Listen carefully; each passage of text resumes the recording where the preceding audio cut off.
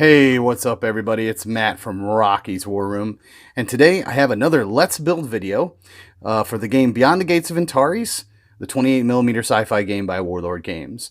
And today we have the Boromite Specialist Support Team with the plasma cannon.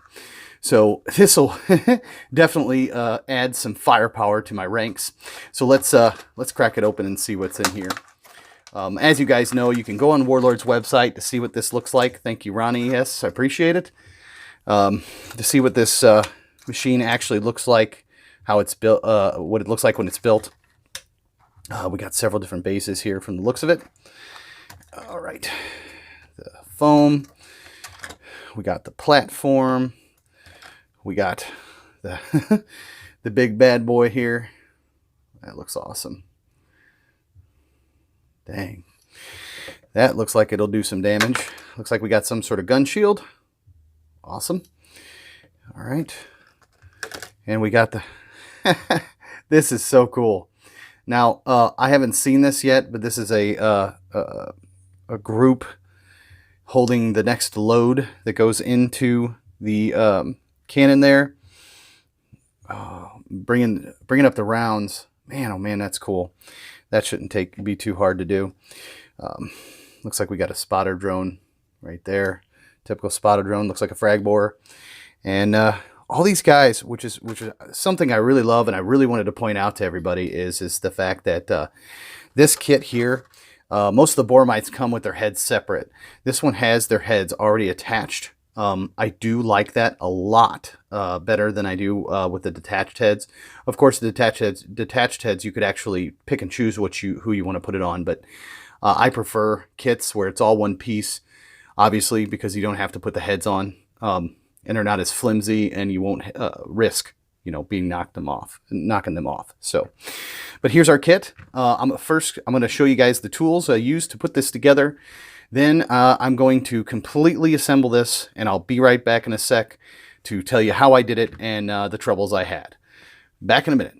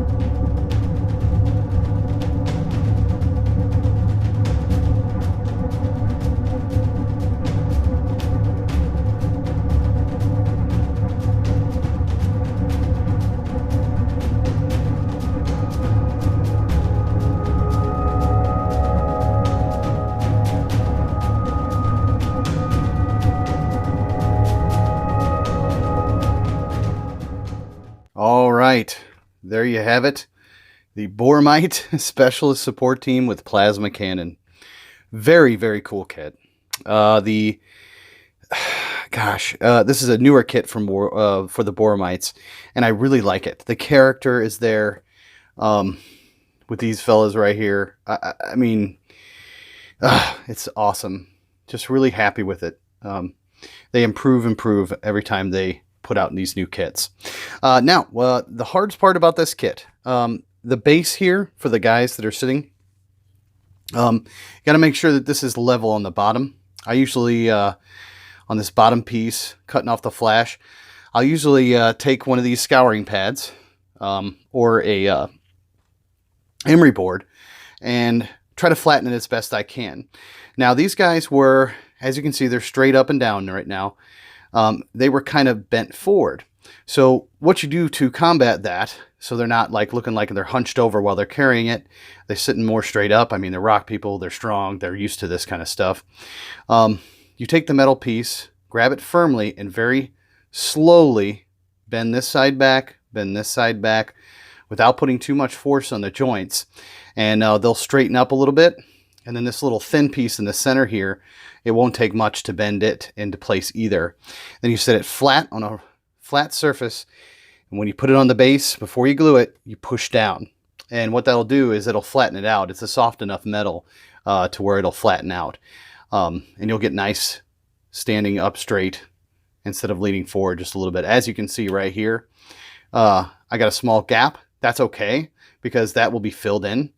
I was more concerned of them being standing up straight. So it's not going to be perfect. It's not a perfect science. It's modeling.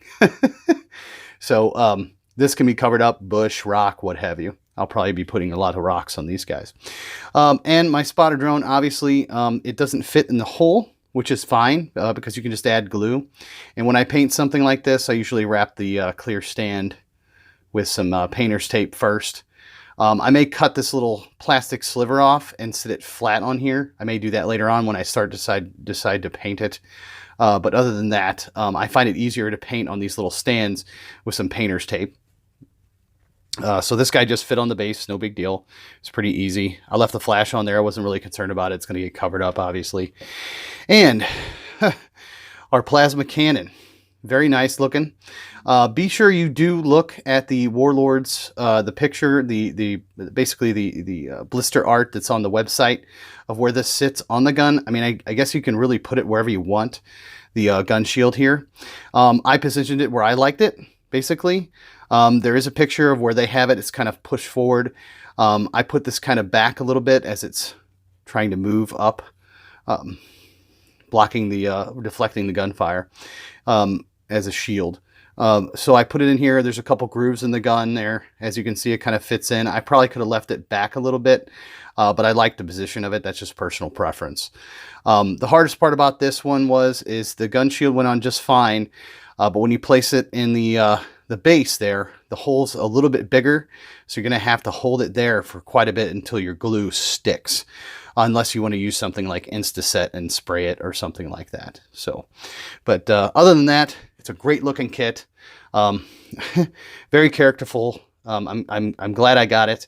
It's pretty awesome. A great addition to my Boromite force. I have a plasma cannon, a plasma light support. I have frag borers and a heavy frag borer.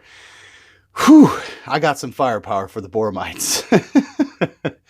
So now I just got to get them painted.